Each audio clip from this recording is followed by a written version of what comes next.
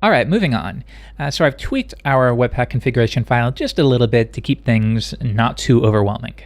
So we have our entry, our output, we have some basic rules that you might want to follow, watch for JavaScript, intercept any loading of a JavaScript file, and apply Babel.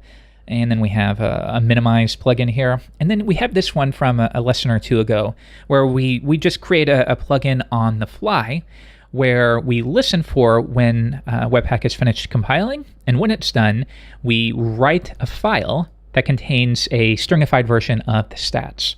So if I were to say npm run dev, we are then going to get a dist directory that contains the manifest. Okay, well, let's talk about creating dedicated plugins instead. Like I said, what we have here, perfectly fine, no issue whatsoever. But if you're curious about how to get from here to maybe something like this, well, let's see. If we're going to create our own and by the way, there are dedicated manifest plugins that I would recommend you use instead. This is just for a learning exercise. Okay, so we're going to create something. What would it be? Maybe like a manifest plugin, maybe build manifest plugin. So we can comment all of this out and get started. As our first step, we're going to pull this in. So var build manifest plugin, let's put that within maybe a build directory, and then plugins, and then build manifest plugin.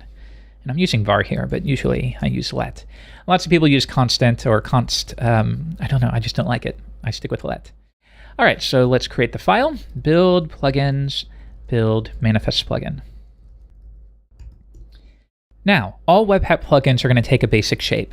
You're going to have a general ES5 constructor, so build manifest plugin. And then you're going to have an apply method on its prototype.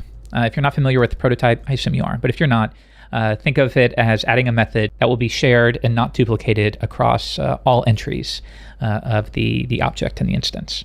Okay, so you're going to want a apply method that will accept the Webpack compiler.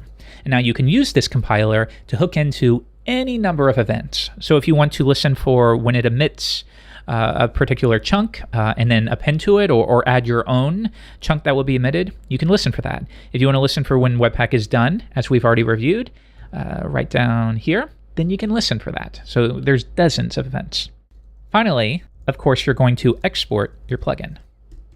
And this is the basic shape that all Webpack plugins will take. So once again, create your constructor, then add a apply method that Webpack will trigger on its own, and then finally, of course, export that. So now, within our Webpack config file, we import our custom plugin, and then wherever is necessary, we new it up. And of course, if you need to pass through any variables, you would accept those here, then you assign it, standard stuff here, and then you can reference it whenever you need to. All right, let's undo that a few clicks though. So to start, let's just console.log and say yay to make sure that we are triggering this. So I'm going to run npm run dev, and yay, we triggered our plugin. All right, so now at this point, all we have to do is fetch our code from before, switch back, and paste it into our apply method. But now rather than this, we're gonna call plugin off of compiler. So we're gonna say compiler, I want to listen for when you are done compiling. You're gonna give me the stats, and then I'm going to write a file. So I can say let file system equals require fs. And then, well, here this is still going to fail, I think, if we give it a shot. So we run it and boom. Path is not defined. Okay, well, that's a different one than I expected. So let's do it again. And we should boom again. Yeah, see, it's trying to create the manifest within that build plugins directory because that's what we told it to do. Now, you can always resolve from the project root. So we can just say path.resolve and assume that we're in the project root. All right, so let's delete this, give it another run. I think it'll compile, and it does. And now we get the exact same thing as we had before, but we've created a dedicated Webpack plugin. So at this point, of course, if you just want to clean things up, you could say, listen for when you're done compiling, and then write the manifest. If we want things to be nice and clean, let's do this really quickly. Write manifest. That will accept the stats. And then here, I can get rid of all of this and bring it down. We're just cleaning things up, being good developers. And that should still do the exact same thing. Now, maybe one other thing you might want to do if you are building this is, well, if we run it again, you're not going to see the mix manifest file show up in the output here. We would have to do that on our own. And what you might do is you could listen for the emit Webpack event.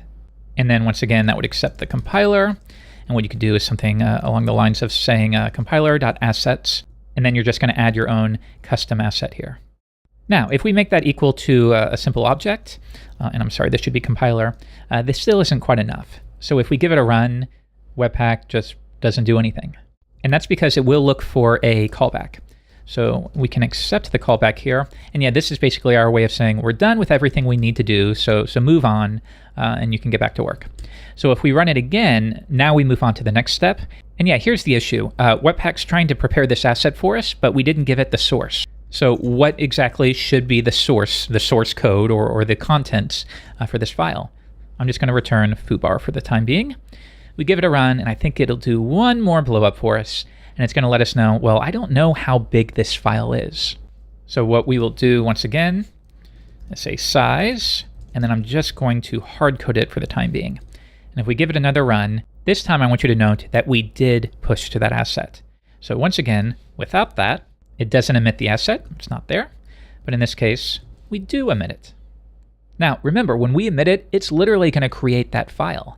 So for example, if we got rid of this entirely, where we actually write the manifest, and we start from scratch, run it again, and now you'll see that you still get manifest.json and it contains your file. So for general plugin development, this can be really useful if you need to add or extract additional files. This is the pattern that people will take.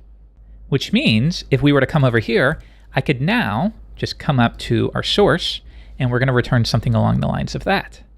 But now we don't have access to stats. Let's stats, and then we'll say compiler, get the stats for me. And then we'll reference that object, convert it to JSON, grab all of the assets, and then stringify that. So once again, if we run that, switch over, now we've achieved the same end result, but we did it in a slightly different way, which means I can now remove this part entirely. Now for the size, we can just get the length of characters if we want. So maybe let the manifest will be that. And then we can even clean this up by saying compiler. Just don't worry about the temporary variable. Like so. Then we can return the manifest there, and then the length of the manifest. So just the number of characters. So we give that another run, and this will now be determined dynamically. And once again, if we take a look, we have exactly what we started the video with. So you might be thinking, well, what's the point of doing this? It was so much more work. Usually you'll do this if you're creating a plugin that will be distributed to other people. You're going to put it up on NPM. It needs a lot more functionality. And you don't want to tell them, we'll just spit these 30 lines of code into your Webpack configuration file. You want to wrap it up, give it a nice name, and they can just new it up, and everything will work behind the scenes. All right, so I hope that's been a good review. If we even switch over to the Laravel Mix project, you can see that in our source plugins directory, there's quite a few different plugins here, and it's the same thing. It's a way to hook into Webpack to add any additional functionality whatsoever. So for example, even something as simple as this, a build callback plugin. So we new it up in our Webpack configuration file, and then when Webpack applies it, all we do is listen for when Webpack is done, and then we trigger your callback. Which means if you put this in your own project, you would then be able to say, right at the bottom, let's get rid of all this, and you could say new build callback plugin, and then you can give it a callback function, so it'll do anything you ask. So yeah, anything you want to do. It's just JavaScript at that point, so anything you want to do can be accomplished there.